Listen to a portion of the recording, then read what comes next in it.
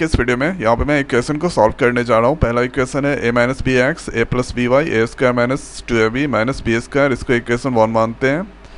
और यहाँ पे दूसरा equation a plus B x plus y a square plus B square, इसको इक्वेशन 2 मानते हैं।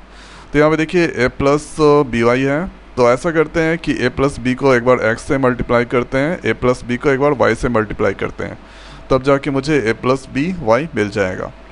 तो यहाँ पे थोड़ा सिंप्लीफाई करते हैं, तो एक ये जो भी टर्म है इतना सारा, ये बार x के साथ एक बार y के साथ, तो यहाँ पे लिख सकते हैं a प्लस बी एक्स, यहाँ पे प्लस छुपा रहता है तो यहाँ पे plus a plus B Y equal to A square plus B square.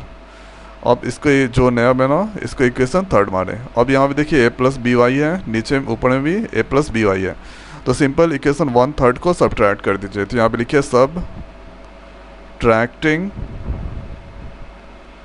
Equation 1 and 3। तो यहाँ पे है a माइनस बी एक्स, उसके बाद a प्लस बी वाई, उसके बाद ए square minus 2ab minus B square, फिर यहाँ पे a plus B x A plus B Y, उसके बाद ए स्क्वायर प्लस बी स्क्वायर।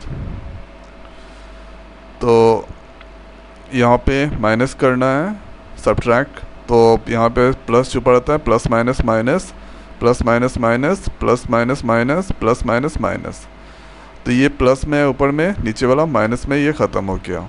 उसके बाद ये वाला टर्म ख़त्म हो गया, ये प्लस में है, नीचे वाला माइनस में है। अब यहाँ पे हम ऐसा करते हैं, a माइनस बी एक्स उतार दिए, उसके बाद minus a plus B x उतार दिए, उसके बाद ऊपर में बचा minus 2ab minus B square, उसके बाद ये वाला माइनस माइनस बी स्क्वायर। अब यहाँ पे सिंपल x को कॉमन लेते हैं, तो यहाँ पे a माइनस बी, फिर माइनस a प्लस बी, उसके बाद माइनस b मतलब -1 होता है -2, ठीक है। तो यहाँ पे हम लिख सकते हैं minus 2ab minus b minus 2b square. उसके बाद x को यहाँ पे a माइनस बी, ये माइनस यहाँ प्लस छुपा आता है, plus minus minus minus a plus minus minus minus b, उसके बाद यहाँ पे -2b कॉमन ले लेंगे, तो यहाँ पे बचेगा a, और इसके बाद -2 एक तो b यहाँ पे कॉमन ले लिया है, तो यहाँ पे a प्लस बी। अब यहाँ पे ये प्लस में है, ये माइनस में है, x इक्वल टू यहाँ पे लिख सकते हैं माइनस बी यहाँ पे है, तो -2b हो जाएगा। उसके बाद -2b a प्लस बी, उसके बाद x equal to -2b a plus b equal to -2b ख़त्म, तो x equal to a plus b निकला, ठीक है, ये जो कि आंसर।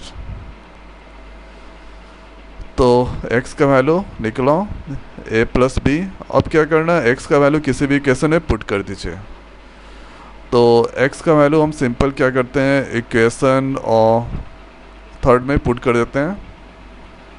तो यहाँ पे लिखिए putting x value in equation 3। अब किसी भी इक्वेशन में पुट कर सकते हैं 1 2 3। तो यहाँ पे 3 निकाले हैं, a प्लस बी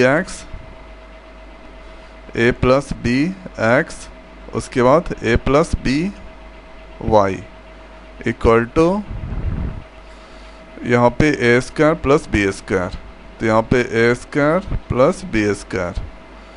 तो यहाँ पे x का वैल्यू निकालें, x equal to a plus b, तो यहाँ पे लिख सकते हैं a प्लस बी, x का वैल्यू भी है a प्लस बी, उसके बाद यहाँ पे a plus B Y equal to A square plus B square.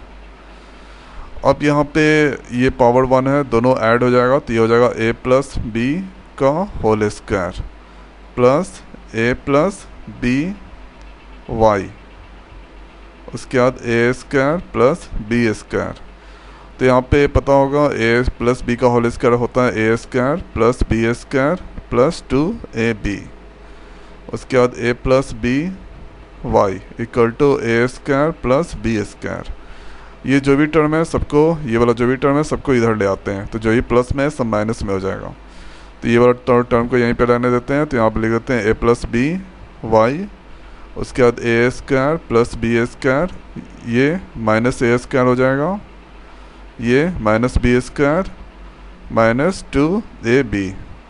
तो ये प्लस में है, ये ख़त्म, ये ख़त्म, ठीक है। तो यहाँ पे लिख सकते हैं a plus B Y equal to minus 2ab। तो y इक्वल टू हो जाएगा minus 2ab a plus B, ठीक है, यही आंसर। तो इसी तरह से x और y का वैल्यू निकाला जाता है। और एक चीज़, ये वाला इक्वल साइन देना मत भूलिएगा, ये बहुत ज़रूरी है।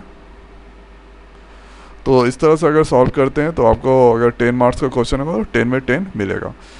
तो ट्रिक यहाँ पे सिर्फ ये है कि सिंपल आपको ऊपर वाला देखना है, ऊपर वाला a प्लस बी वाई है, तो यहाँ पे a प्लस बी वाई करना है, तो यहाँ पे एक बार a प्लस बी को x के साथ और y के साथ मल्टीप्लाई करेंगे, तो ये टर्म सेम आ गया। उसके बाद सब्ट्रैक्ट करने के बाद आराम से x का वैल्यू निकाल लेंगे, फिर y का वैल्यू निकालेंगे।